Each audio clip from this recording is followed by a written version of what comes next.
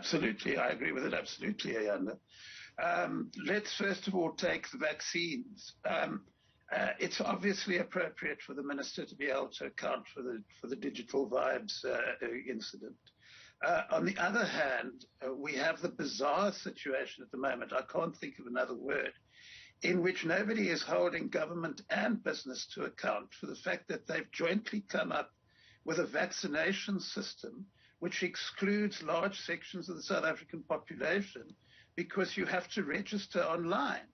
And you don't need to be a social scientist to know that there are huge numbers of South Africans who can't register online, which incidentally is why the only reason many people who are entitled to vaccines are getting them is because some of the provinces and the health workers decided that they couldn't turn away people because they don't have laptops or smartphones and open things up for everybody. But this is part of a bigger picture, as you said in your intro, because I find it very distressing in a sense that we only hear about accountability when there's some sort of scandal. Now, the reality of our response to COVID-19, Ayanda, is that the last time I looked, our death figures were the same as those for the rest of the African continent combined. So in other words, we've lost as many people officially as the rest of our continent put together. Our case numbers are so far ahead of every other sub-Saharan African country, that you're not talking about twice as much, 3 times as much. Our death rate officially is 93 times higher than Nigeria's, if you allow for population size. And nobody's been held to account for this. The minister hasn't been held to account for it, but the scientists haven't been held to account for it. Scientists in this country are regarded as superhuman people who are infallible.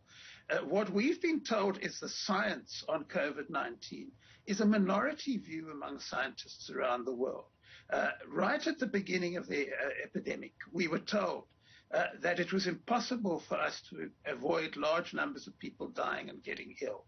That's simply untrue. Lots of countries on our continent have avoided that, and yet nobody was held to account for that. We had a situation, just as one example, where nobody could test and trace people who'd got the disease, which is essential to fighting COVID-19, because the National Laboratory couldn't process the tests in anything under 3 weeks. Right. Yet nobody was held to account for that either. So we've had a serial failure of accountability from the time the virus arrived on our shores. I want to hone in on your calls for us to hold scientists more accountable a bit more. I mean, look, there's already a debate around whether or not all the other nations on the continent are actually able to track COVID-19 the way South Africa is, and that in and of itself gives off of the perception that we're doing worse than perhaps nations that are yet to develop, scientifically speaking, to where we are. What's your response to that perception? Well, my response, Ayanda, is that Professor Karim, who was in charge, in effect, of advising government on South Africa's response, Professor Mahdi, who is some kind of media celebrity, both of them have acknowledged that it's not testing which is at issue, because both of them have not acknowledged that if you look at the experience of other countries on the continent, the number of people being hospitalized is much less than ours. The number of people who are passing away is much less than ours. So our own scientists, who are treated with this great reverence, have acknowledged that the problem is not that we test and they don't. Incidentally, just on our own testing, you may be aware that the National Institute of Communicable Diseases and the Medical Research Council do studies of what they call excess deaths, which is the number of people who've passed away in any week, which is higher than the average in previous years. They estimate that our real death toll is not 50,000. They think it's at least in the region of 120 or 130,000. So it may well be true that other countries in Africa are underestimating their death toll, but then so are we. Right. So help us then place the kind of responsibility scientists should be taking, especially because we also know that it's not the scientists who, even if they gave the wrong advice, are actually seeing the virus spread. In fact, it's not the virus that spread, it's people who spread it. So if we were to be holding scientists accountable, help us place how? Well, first of all, Ayanda, you do not, if you want to seriously fight a pandemic, you do not start off fighting a pandemic by announcing that you're going to lose. As I said, Professor Karim presented a presentation 2 weeks in, which had pictures of how we must prepare for mass funerals, because he said no country in the world has avoided a severe epidemic. That's simply untrue. You can just look at your international news and see that it's untrue. We had other scientists insisting that we shouldn't have any restrictions at all. That's regarded as a lunatic view by scientists around the world. It's regarded as a very fringe view. Yet nobody said, which I thought was obvious, sir, why are you telling us that we can't fight this virus when the Koreans and the Vietnamese and the Rwandans and the Senegalese are all fighting the virus? So that's what should have happened in that case. We've had a constant, to declare an interest in this, I've written a book on this, which will be published later in the year. And in that book, I document statements which scientists have made in this country, which are clearly wrong, which could have been established, whose wrongness could be established not by people with medical degrees. I don't have a medical degree. I read newspapers and I go online and I read international news. And if you simply do that, you find out that what we're being told just doesn't square with the reality.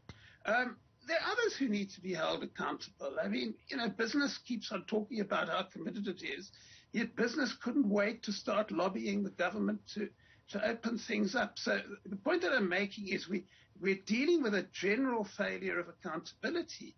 But I think it's very disturbing when politicians and scientists who are telling us things which are not regarded as accurate or valid by people around the world are simply allowed to do this, and everybody shrugs and doesn't seem to think it's a problem. I think you'll agree, though, Prof, that there hasn't been necessarily any kind of unanimous sentiment around how to respond to the pandemic. Yes, the kind of calamity hasn't been on the same scale throughout the world, but some of the nations you do mention, like the Koreans, the Rwandans, etc., have also experienced the kind of deaths that I think they wouldn't want to experience.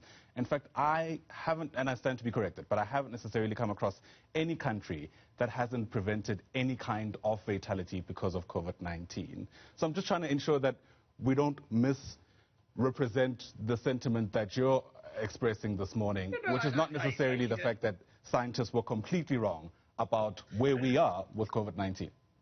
No, let me explain where the wrongness came in. Of course, you're correct. Nobody has been able to avoid illnesses and fatalities.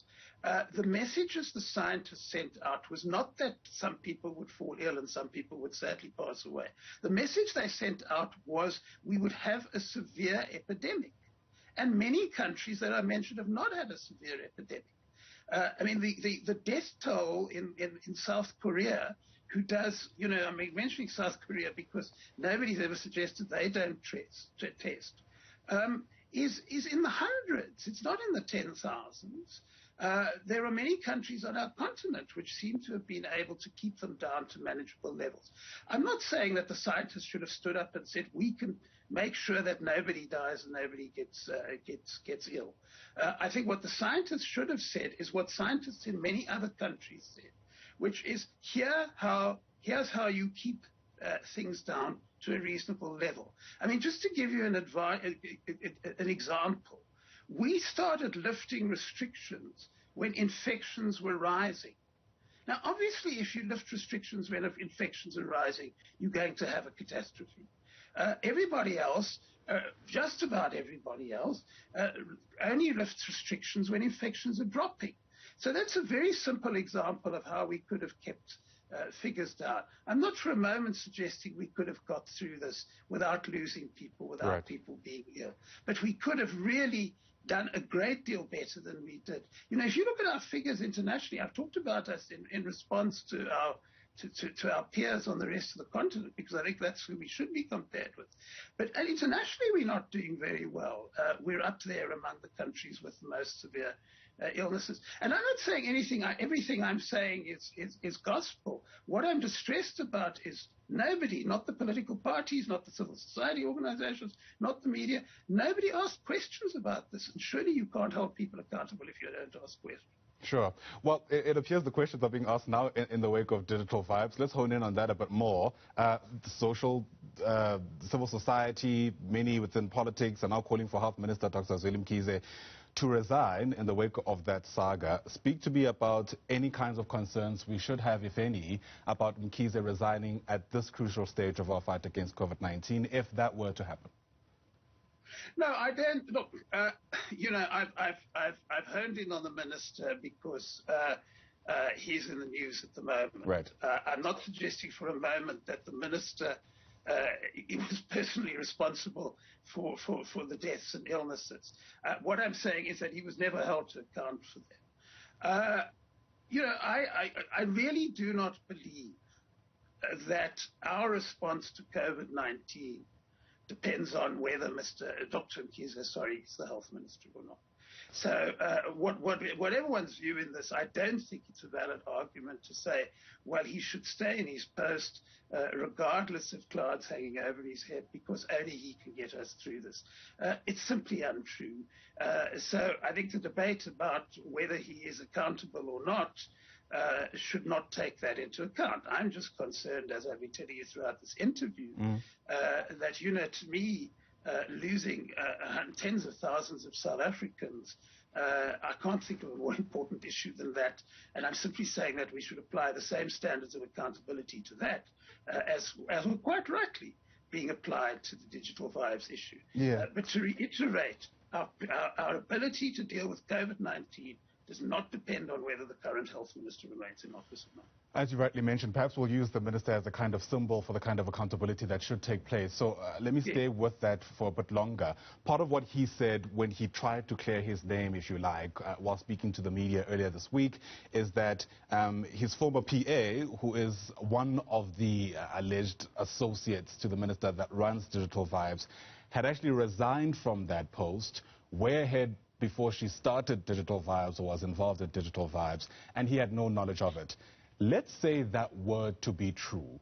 Can the minister survive the optics, nonetheless, of a former PA being involved in a company that scores millions from the department he runs? I don't think it's an optics issue, Amanda, and I don't think that that's the central issue. I think the central issue is that are we trying to build up a culture in this country in which people who hold political office are responsible for what happens in their ministries? And that, to me, is the central issue. So instead of getting into the nitty-gritty of who knew who when and how well the minister knew the particular individual, etc., should a minister whose department was involved in something like this resign? Many people would say yes. I mean, my own view is that we should be trying to build up that culture. On the other hand, it's not something which seems to be part of South African politics yet, but maybe it's something that should become part of South African politics. Yeah, but I'm sure you'll agree, Prof, that building up that culture needs us to follow the details, because